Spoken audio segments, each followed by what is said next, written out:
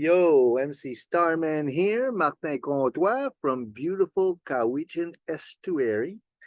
Diana Robinson, my co-pilot. Um, so we're doing a video on the Mars Jupiter Pluto T-square. That's effective on the 21st, but it's got a wider window than that. 21st of May is the day where it is just about exact. And then we have Mars, Pluto, and then Jupiter, Pluto, and Jupiter, Mars will make exact alignments in the course of those, the 21st, 20th, 22nd. Also that day, the sun moves into Gemini. So that'll be interesting. But here we are, Mars, Pluto, Jupiter T-square. I'm going to flesh that out for you. We're trying outside. Isn't this beautiful? Right. Bright and beautiful. Springtime here. It's definitely Taurus season. We have the garden right next to us. You can't see that, but it is. And the high tide. If you see the island, that peak in the back there, way in the back, that mountain, that's Salt Spring Island. And so just to get yourself situated, and we're right next to Duncan, and that's on Vancouver Island. Somebody was asking, somebody from Idaho, just subscribed to our channel and said, "Where are you guys? You guys are so cool," she said. And so, hi, I think Indian Point, Idaho, we say hi to you. Thanks for supporting the channel. So let's flesh this out. Should we start with Pluto? Yeah, Pluto is the boss. Yeah. So I think that to really anchor yourself in the understanding of what this T-square mean, and put this T-square means, and to really flesh out its meaning, we have to start with Pluto. Pluto, Hades. Pluto in Roman means it means riches. Pluto means riches. Hades in Greek is the lord of hell. The great mother, in the astrology of fate, Liz Green really expresses. That's the best, in my experience, the best book on Pluto that you can read. The Astrology of Fate, written in the mid-70s. By Liz Green, a phenomenal piece of work. She equates Pluto with the devouring mother,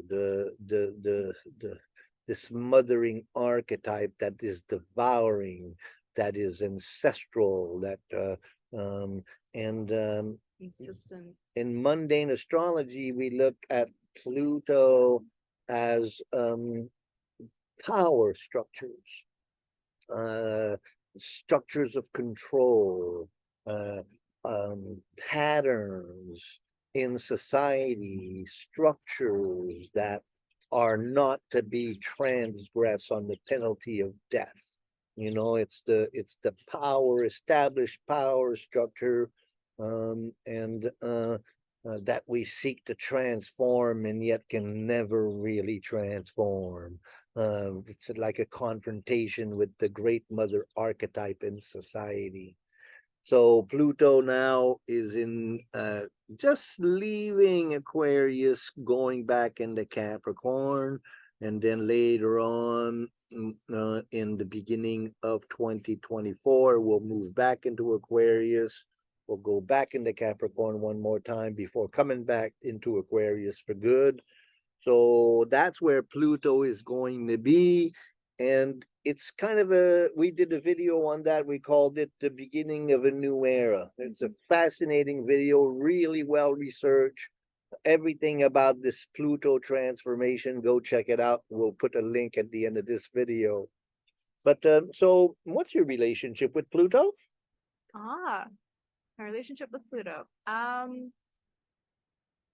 before I read the Astrology of Fate, my relationship with Pluto is that it rules Scorpio in more modern astrology. Right. And with having a lot in astrology in my natal chart, and that's in my first house in my natal chart, I've looked to it a lot in my life as one of my kind of guiding forces, or one of my main figures. But then throughout reading the Astrology of Fate, I gave it a lot more credit as kind of the subconscious power, or the aspect of power which is more unconscious or subconscious than necessarily the will or drive force. Well, it's so unconscious that it's like the lowest layer of the unconscious, the archaic level of the unconscious, which we all share. You know, Yeah. we all have that dark tonic mother deep down in us, you know, and sometimes some of us are more at peace with that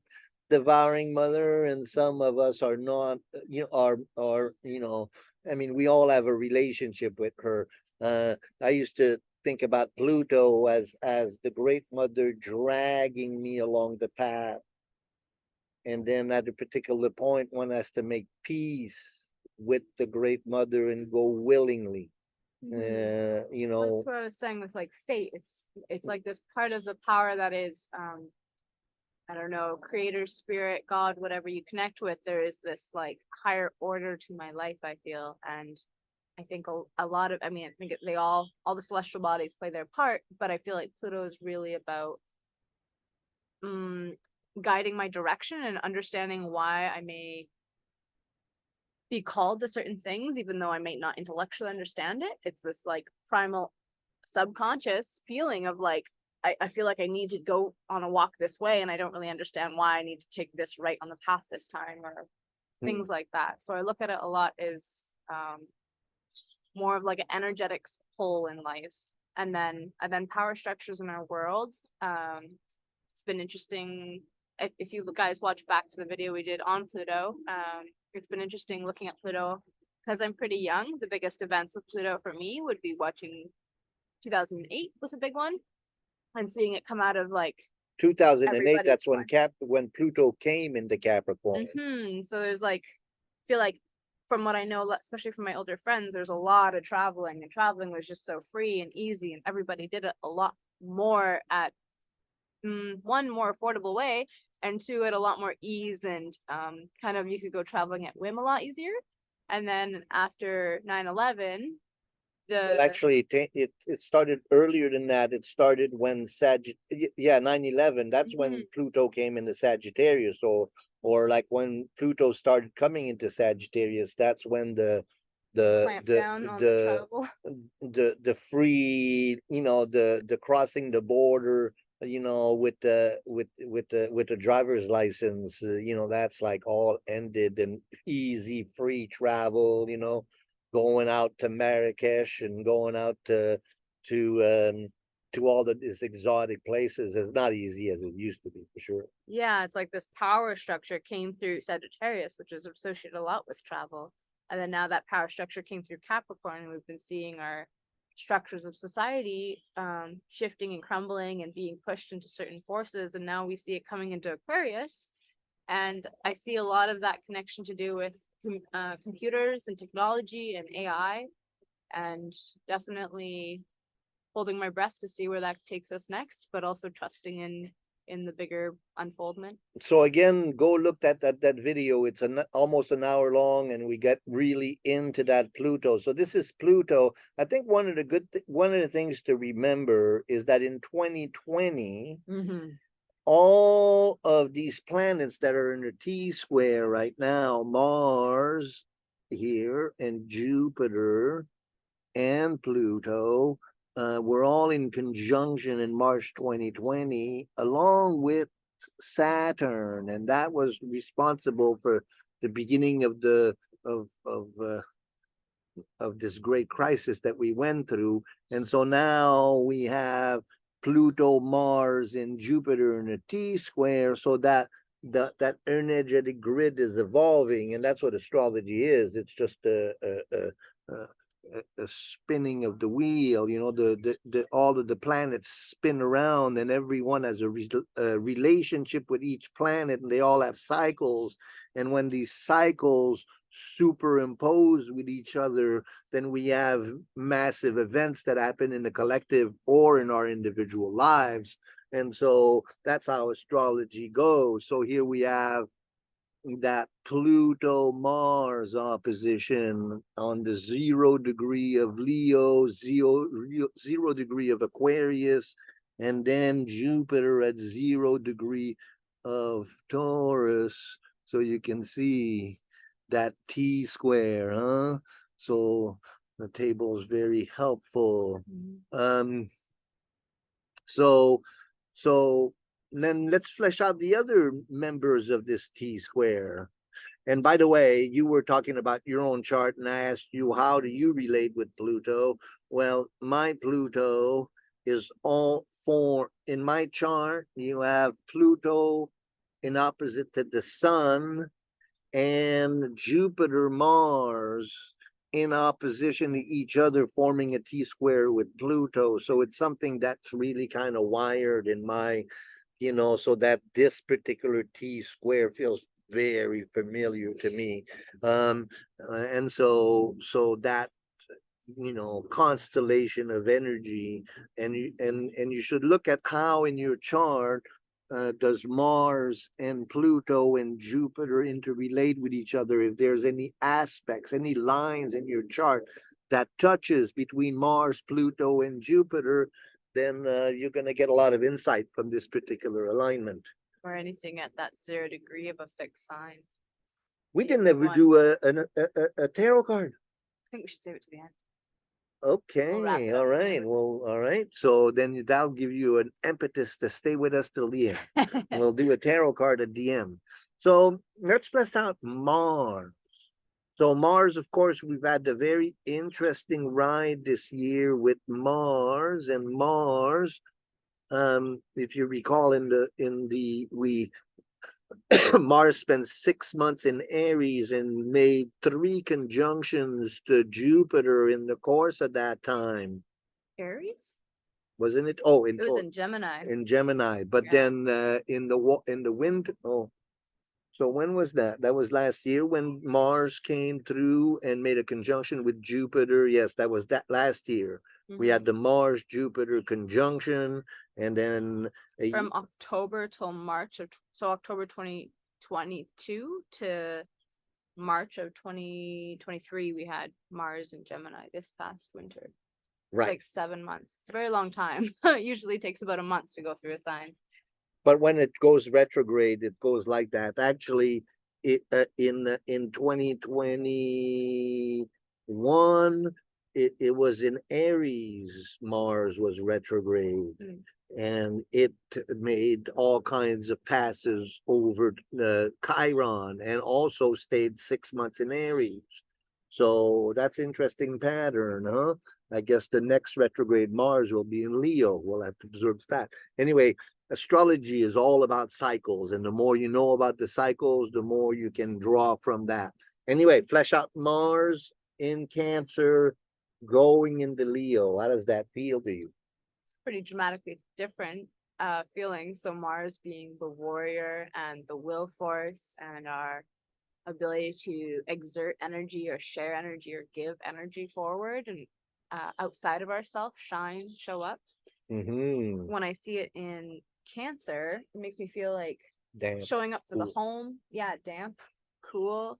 Cancer's very creative though, so there could be a need to birth new creative endeavors. Well, and Mars in Cancer is very nurturing Mars. We put our Martian energy, hero energy, in the service of mothering. So it can be very mothering, but Mars coming in Leo, I just, it just feels fiery to me. It's different. And right now in BC and Alberta, we're struggling with forest fires. So Mars in opposition to Pluto. Death and rebirth, and existing power structures, and then fire.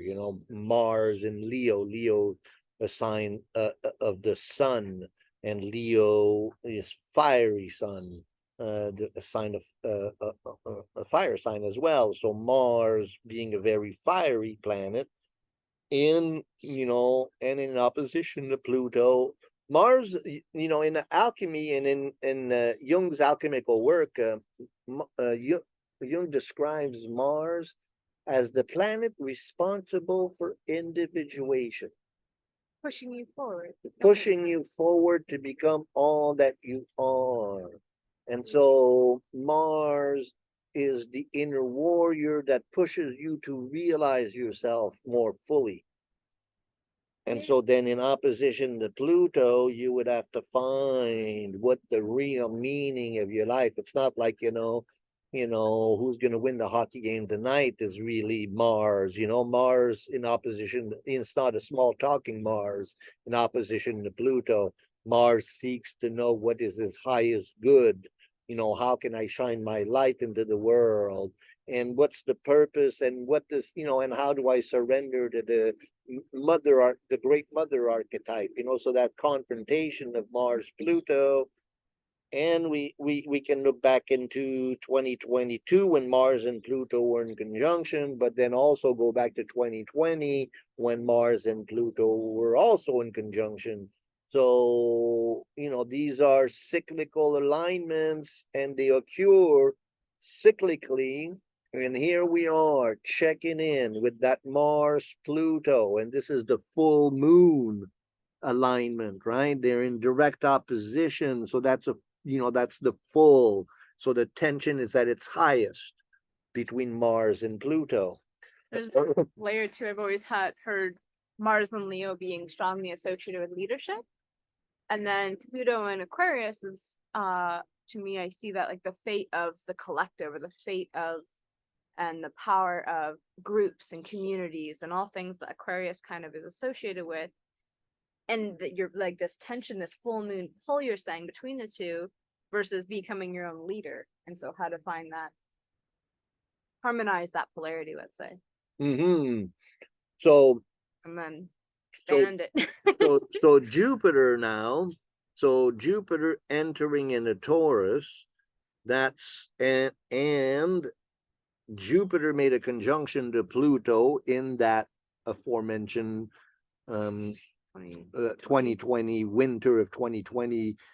Well, actually, Jupiter and Pluto made 3 conjunction in the course of 2020 with Pluto, and then in 2021, Jupiter and Pluto and Saturn conjunct together and came into Aquarius together. So these are all kind of, so then Jupiter is squaring that place and squaring Jupiter. So now that Jupiter Pluto, so we had those 3 conjunctions, and now we're reviewing what we find out. So the experience of looking back at 2020 and what you were going through now with Jupiter and square to Pluto, it's called the waxing square, right? And then at the opposition, then we'll find out further about the evolution of those events and what they did for our own evolution. Jupiter is the wise teacher, it's the emancipator, it's the adventurer, and what else is Jupiter? Teacher, emancipator.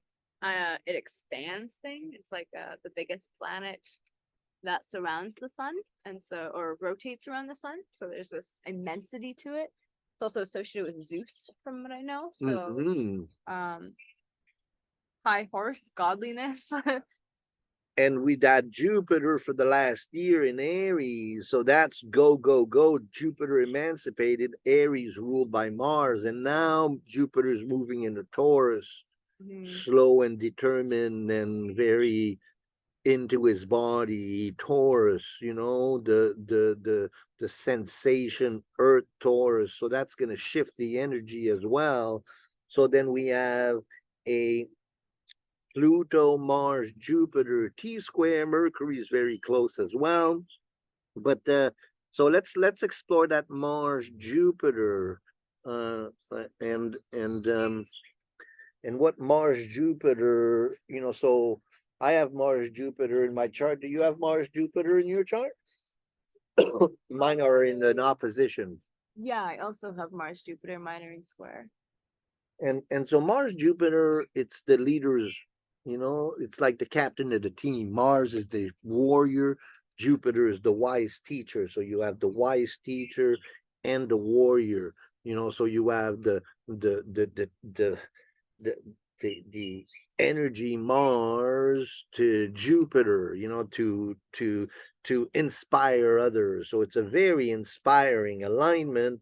So then Mars Jupiter in a T-square in with Pluto. So then so it's interesting, it's like the captain of the team pushing back against the established order. I know that in a lot of people I've been counseling and a lot of people I've been working with, the the the collective power structure and the almost tyrannical insistent on the particular archaic model that obviously does not work anymore keeps being oppressively pushed upon us. And Mars Jupiter is like, okay, let's unite together, let's work together. And again, these three planets were together at the beginning of 2020. So, there's kind of a follow through and an evolution of the times. It also feels like take your personal power back. Absolutely All take these are like really like power centers, whether it's your subconscious power, your reaction power in your body, or your philosophical power. That's beautiful. Actually, we did this Mind, happens body, spirit. that happened this on so this is Sunday and on Friday is the new moon. So here's the new This moon. is today. No, the Jupiter, Oh, Mars, Pluto, oh, I that's thought the you mean 21st. this square happened today. Like What? Jupiter came into Taurus today. Right. Yeah. But it's stopped moving very fast. No. and Mars hasn't quite come into Leo yet. No. No. On the 21st. And the 21st, then it's going to be exact. But this is going on, and it's all in so close already, and we've been feeling it. For me, we've been feeling it since the last full moon, and then right before we have the new moon in Taurus that happens on Friday, and that's what we talked about. We talked about finding your power. That was the title of that video, and you can check that out. And I'll put a link on that one at the end of the video as well. And you have to stay tuned because we're going to do the tarot card. Haha, exciting. So did we do a good job of fleshing that out? I think there's a lot of call to owning your power back. This long weekend's definitely going to. I think it's neat how all these planets were in alignment in the beginning of 2020, and now there's been a lot of power plays I think we've all experienced to some way or another, and now there's like this rechecking moment where you're saying that like this is all about cycles, and now suddenly our physical power and our mental power is being asserted against the structures of the world, and it's like a checkpoint. How does that work for me? How does it not work for me? Where can I show up better? Where can I show up better is a really good way of putting it, especially now that Mercury has started to turn direct now. So everything is being asked. One thing that I want to pick, or as we looked at this T-square and we fleshed it out, I think it's important to look at how the evolution of this T-square, and especially in regards to Pluto, in the course of summer, we're going now, we're still in spring and Pluto's in opposition to Mars. Mars will move along and then Venus will take its turn and will, because of retrogression, will make 3 exact opposition to Pluto in the course of the summer. And Mercury will also come and make opposition to Pluto. And they were all square Jupiter. Wow. And then Mercury will do it. And then, of course, the moon does opposition and conjunction to Pluto twice every, once every month, because moon just spins around, so fast, and connects with Pluto, makes a conjunction every once a month and an opposition once a month. So we'll see, we see that all the time. That's a really important time to keep track. When is moon, when is the mother goes to the devouring mother, and if you just keeping track of that in your study of astrology will teach you a tremendous amount about your own power in relation to the great mother. But so what was I? So then all of these planets, and then the sun will also come to opposition with Pluto. So then this is kind of setting the tone for summer and setting the tone. And then so, pay attention to these changes, and we'll keep going with these videos to show you how this is all traveling. But this is the Jupiter, Pluto, Mars T-square, and we're going to do our cards, see what the tarot says about these energy. Personally, I find it really been intense on my own, but also tremendous amount of energy to create new structure. I've planted well over 100 seedlings in the last week. My garden is thriving. I just planted 12 new lettuce plants in the garden, and so I've been channeling that T-square into gardening work, and been losing weight and getting stronger. So it's about taking your power, isn't it? It is. Good job. I find it neat that we have this big taking back your power, and then there's like a value check with the Venus coming up later in the summer. Well, Venus and Pluto is a different story. Yeah. And then again, so we'll show you that that T-square again from different angle. Here's from Jupiter. You can almost see it visually, huh? That opposition and the T-square. So it's 290 degrees and 180. So it's a T-square of Jupiter. Well, let's go from Pluto. Yes, Pluto. Here we go. Pick a card, any card. Oh, Oh, the Hierophant. interesting. Power. Well, definitely power structure, but the Hierophant. Uh, Too much shine. Okay, the Hierophant. What is your relationship with the Hierophant? I've been studying this card more in relationship to Taurus as an archetype a lot lately. Really interesting. Yeah. You know, Hierophant could be Jupiter too. The master of all ceremonies. The bishop, the pope, Initiator. the initiator, the one, the priest. But this is, I think in the Tarot de Marseille, he's the pope.